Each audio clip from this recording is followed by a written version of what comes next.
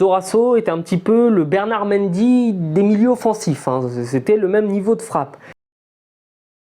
Bonjour tout le monde, bienvenue sur cette vidéo.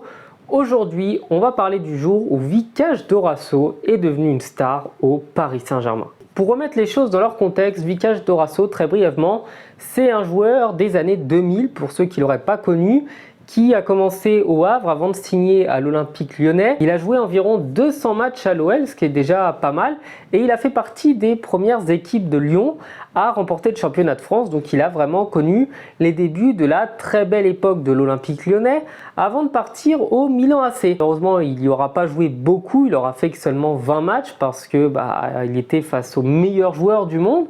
Donc si on regarde les choses comme ça, on peut vraiment se dire que Vikash, ça devait être un super joueur parce que 200 matchs avec l'OL, plusieurs titres remportés, on s'attendait quand même à avoir un bon joueur. Sauf qu'en 2005, à son arrivée au Paris Saint-Germain, les choses vont très clairement tourner et on va, de notre côté, du côté des supporters, se rendre compte rapidement qu'il y a une embrouille avec ce mec.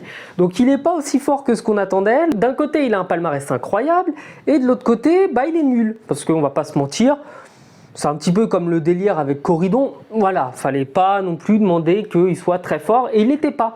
Sauf que ce jour-là, Vikash Dorasso avait été touché par une providence qui annonçait qu'il allait faire un truc grandiose ce jour-là. Si mon Dieu, il a été touché par la grâce.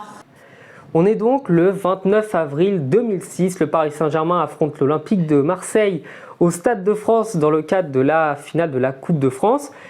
Et les Parisiens vont ouvrir le score par l'intermédiaire de Bonaventure Kalou, une frappe sous la barre absolument merveilleuse que j'avais d'ailleurs vue personnellement puisque j'étais au stade ce jour-là. Et en deuxième période, le Paris Saint-Germain récupère un ballon au milieu de terrain par Mbami. Dorasso part à 60 mètres du but, fait une course tout seul d'à peu près 20 à 30 mètres où il ne se fait pas rattraper par les joueurs de l'OM.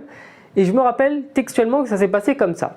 Mbami fait la passe à Vikash Dorasso. Déjà, nous les supporters, on se dit mauvaise idée, il va la perdre. Parce qu'une balle donnée à Vikash Dorasso, c'était une chance sur deux, voire 2 sur 2, que ce soit un ballon perdu à la fin. Il avance. Déjà, on se dit, bon, il faut qu'il la donne, il est content, il a fait un contrôle, il a poussé la balle à 10 mètres de lui. Il faut absolument qu'il en fasse quelque chose et qu'il s'en débarrasse. Surtout qu'il n'y avait Paoletta qui était pas loin, donc quitte à la donner à quelqu'un, autant la donner à Pedro. On est maintenant à 15 mètres de course et Dorasso ne s'est toujours pas fait prendre le ballon. Ce qui est déjà un exploit en soi. Il continue à avancer, il est à peu près 35 mètres début. Il y a 2 joueurs de l'OM qui reviennent vers lui. Il y a Paoletta qui est tout seul à droite. À ce moment-là, il décide d'enclencher.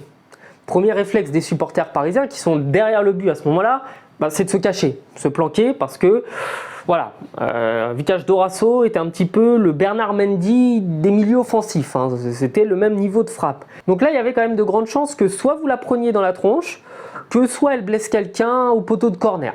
Pour vraiment recontextualiser, c'était comme ça. À ce moment-là, les enfants pleurent, les femmes hurlent, les vieillards crient à tout le monde de se cacher parce qu'il va y avoir un drame. Et cette balle, alors que c'est quand même Barthez qui est dans les cages, Barthez qui est le gardien de l'équipe de France, cette balle part super vite, tout droit, limpide, une frappe à 30 mètres, petit filet, Barthez ne peut rien faire. Et à ce moment-là, il y a eu un blanc dans le stade parce que personne n'a compris ce qui venait de se passer. Dorasso venait de mettre le but, qui après on l'a su, allait être le but de la victoire avec le PSG. Et en plus de ça, qui allait être le seul but de Vikash Dorasso avec le Paris Saint-Germain. Il était milieu offensif, il a passé 2 ans à Paris, il a joué plus de 40 matchs. Et le seul but qu'il a mis dans sa carrière avec le PSG, c'est un but en finale de Coupe de France contre l'OM pour donner la victoire.